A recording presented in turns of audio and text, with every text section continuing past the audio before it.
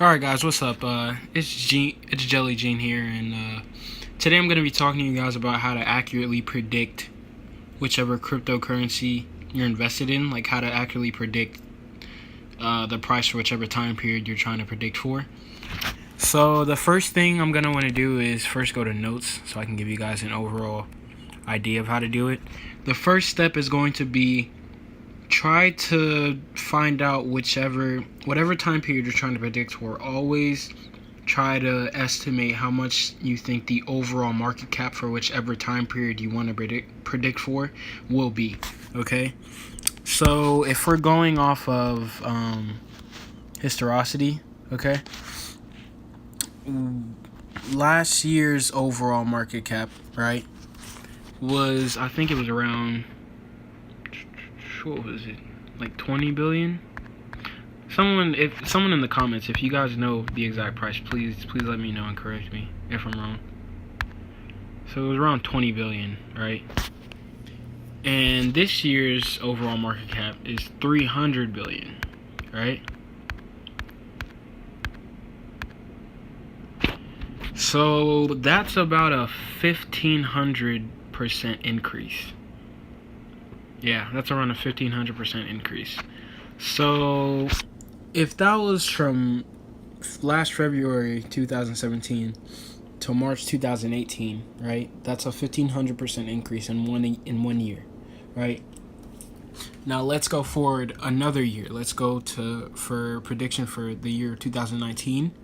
What we're gonna want to do is for an accurate overall market cap, I'm gonna try and be conservative and cut the percent of increase from last year to now. I'm gonna cut that in half for next year, from now to next year, if that makes sense. So instead of doing it, estimating it where it's gonna be a 1,500% increase, I'm gonna say it's gonna be a 750% increase.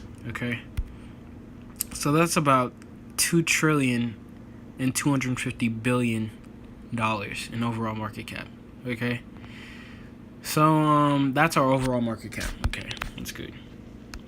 So then the second step is what you're going to want to do is, for the second step, you're going to want to take the overall market cap times the percentage of the coin's market cap that's going to take up of the overall market cap, if that makes sense. Like the percentage of the overall market cap that is taking up, if that makes sense. So say like for the sake of the argument, let's say Tron, right, takes up 10% of the overall market cap, right? Its market cap for Tron by next year is going to be $225 billion, okay? So that's the answer for number 2. And then for number 3, what you're going to want to do is take that. So take the market cap, the future market cap that you've calculated for of your coin that you're trying to predict. Take that market cap and divide it by how many circulating coins you think there will be at that time period for whatever you're trying to predict for, right? So right now I believe there's around 65 billion something. 65 billion, around 750 million coins in circulation.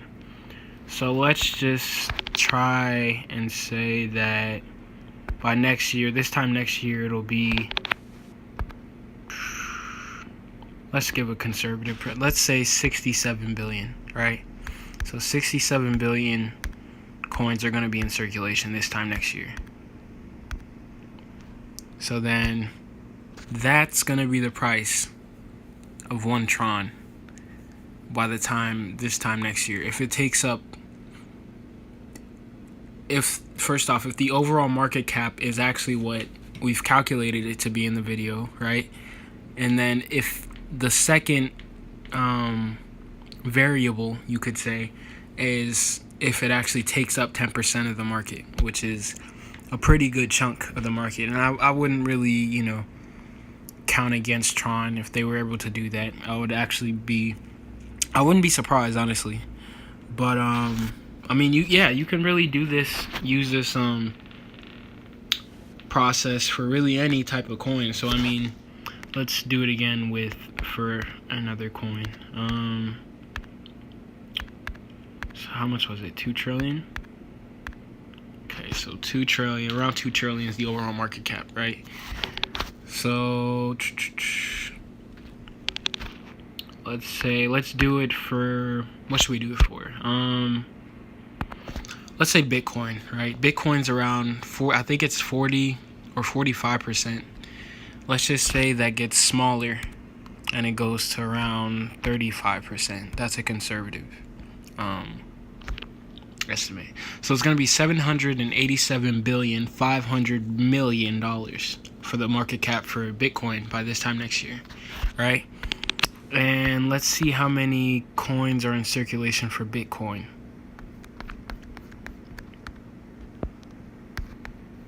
So this time next year, let's say there's going to be